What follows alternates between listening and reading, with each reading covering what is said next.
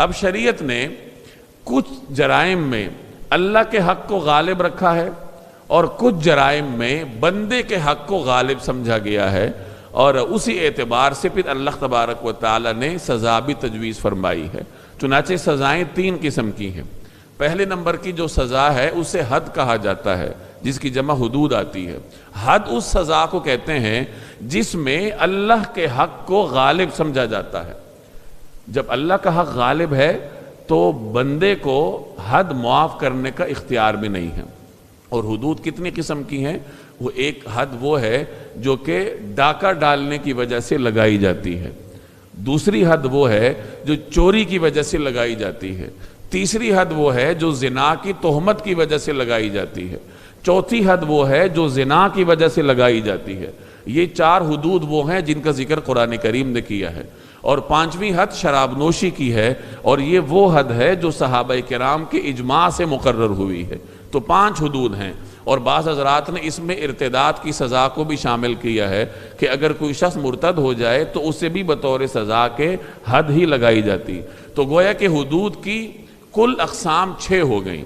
پہلے نمبر پر ڈاکے کی حد، دوسرے نمبر پر چوری کی حد، تیسرے نمبر پر زنا کی تہمت لگانے کی حد، چوتھے نمبر پر زنا کی حد، پانچویں نمبر پر شراب نوشی کی حد، اور چھٹے نمبر پر ارتداد کی حد۔ یہ 6 حدود ہیں۔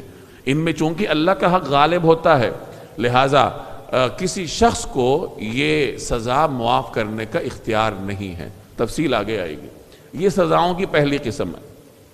دوسری قسم وہ ہے جس میں بندے کے حق کو غالب سمجھا گیا ہے، اور اسے قصاص کہتے ہیں۔ اب کوئی آدمی کسی کو جانی نقصان پہنچا دے تو اسے بطور سزا کے اتنا ہی جانی نقصان پہنچایا جائے گا جتنا اس نے پہنچایا ہے۔ ایک آدمی دوسرے کو قتل کرتا ہے تو قصاصاً اسے بھی قتل کیا جائے گا۔ ایک آدمی دوسرے کے جسم کے عضو کو تلف کرتا ہے، اس کا دان توڑتا ہے، اس کا ہاتھ کاٹتا ہے، اس کی ناک توڑتا ہے، تو جواب میں اس کو بھی اسی طریقے سے سزا دی جائے گی، اور اس کو قصاص سمجھا جائے گا۔ اور قصاص چونکہ حق العبد ہے، بندے کا حق اس میں غالب سمجھا گیا۔ اللہ کا حق بھی اس میں ہے، لیکن اس میں بندے کے حق کو غالب سمجھا گیا، لہٰذا بندہ چاہے تو اس کو معاف بھی کر سکتا ہے۔ چنانچہ مقتول کے ورثاء اگر قاتل کو معاف کر دیں تو پھر قاتل کو قصاصاً قتل نہیں کیا جاتا۔ یہ حدود اور قصاص کے درمیان فرق ہے کہ حدود کو معاف کرنے کا اختیار بندوں کے پاس نہیں ہے۔ تیسرے نمبر کی وہ سزائیں ہیں جن کو شریعت نے متعین نہیں کیا بلکہ حاکم کی ثوابدید پر چھوڑا ہے، ان کو تعزیرات کہا جاتا ہے۔ تعزیر وہ سزا ہے جو شریعت نے حاکم کی ثوابدید پر چھوڑی ہے۔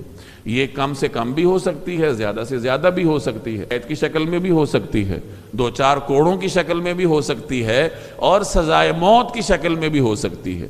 شریعت نے حاکم کو اختیار دیا ہے کہ اگر وہ ضروری سمجھے تو بطور تعزیر کے کسی شخص کو سزائے موت دینے کے احکامات بھی دے سکتا ہے۔ البتہ وہ سزائے موت بطور حد یا قصاص کے نہیں ہوگی بلکہ تعزیراً ہوگی۔ تو یہ